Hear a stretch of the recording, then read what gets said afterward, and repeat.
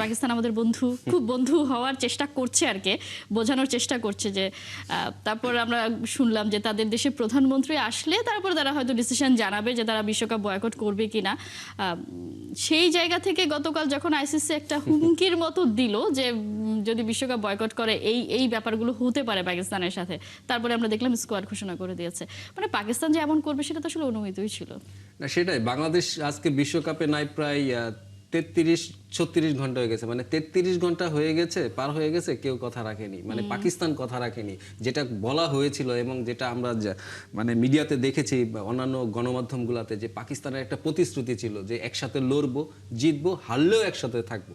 কিন্তু লাস্টে কিন্তু আমরা কি দেখলাম যে তারা কিন্তু ওয়ার্ল্ড কাপের স্কোয়াড ঘোষণা করে দিয়েছে, এবং যেটার নাকি ডেট ছিল আপনার 30 তারিখ, তার আগেই 5 দিন আগেই কিন্তু তারা ঘোষণা করে দিল, এবং তারা অলরেডি প্রিপারেশন নিচ্ছে। যদিও তাদের মানে কিছু মিডিয়া আছে, পাকিস্তানের কিছু মিডিয়া, তারা কিন্তু বাংলাদেশের এই হিট বাজারটা কিন্তু খুব ধরে ফেলেছে। তারা ওখানে একটি সূত্র দিয়ে একটি কথা বের করে দেয়, এখানে আমরা পুরো হিট হয়ে যায়। তো এটি তারা করেছে গত কয়েক সপ্তাহ। কিন্তু আমি মনে করি যে পাকিস্তানের সঙ্গে ভারত কিংবা আইসিসির যে সম্পর্কটা, এরা কিন্তু একজন আরেকজনের সাথে প্রচন্ডভাবে বিরোধী, প্রতিদ্বন্দ্বী, শত্রুতাও বলতে পারি, কিন্তু একটি জায়গায় যায় তাদের ভিতর কিন্তু একটা মিল আছে, তারা একে অন্যের গুরুত্বটা বোঝে।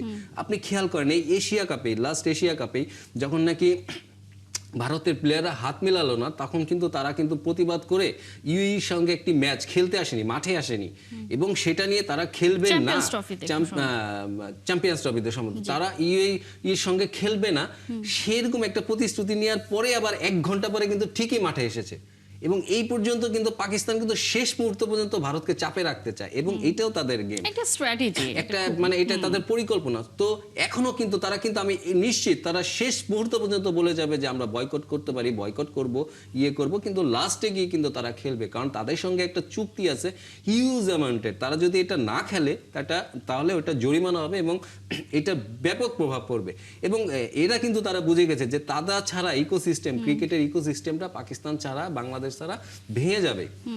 বাট আইসিসিও কিন্তু আমরা শুনেছি যে তারা কিন্তু অলরেডি তৈরি আছে, পাকিস্তান যদি এবার কিছু বলে ওইদিকে উগান্ডাকে রেডি রাখছে, অসুবিধা নেই, উগান্ডা খেলবে। তো এমন একটা পরিস্থিতিতে আমার মনে হয় যে আমরা পাকিস্তানের প্রতি যে আশাটা করেছি এবং নির্ভরতা করেছি, আশা করেছিলেন মানে বাংলাদেশকে আসলে বিসিবির কেউ আশা করেছিল, আমার মনে হয় যে তারা এটা বুঝতে পারবে যে আসলে মানে কোনো মানে যাদের স্বাভাবিক বুদ্ধি আছে কিংবা আছে, তারা এটা, পাকিস্তান অন্তত এটা করবে না। কি দায় আছে তার সে খেলে যাবে, সে তো তার নিজের বেলাতেই কখনো বয়কট করেনি। হ্যাঁ, নিজের ভালো কে না বুঝে, এবং সে কখনোই বয়কট করেনি, এবং সে জানে, আমি জানি, যেটা আপনি বললাম যে সে কিন্তু চুক্তি করেছে ভারতের সাথে 2024 নভেম্বরে যে আমরা 3 বছরের ভিতরে হাইব্রিড মডেলে খেলবো, এর ব্যতয় হলে কিন্তু আপনার প্রচুর মানে পেনাল্টি দিতে হবে, প্রচুর পরিমাণ পয়সা।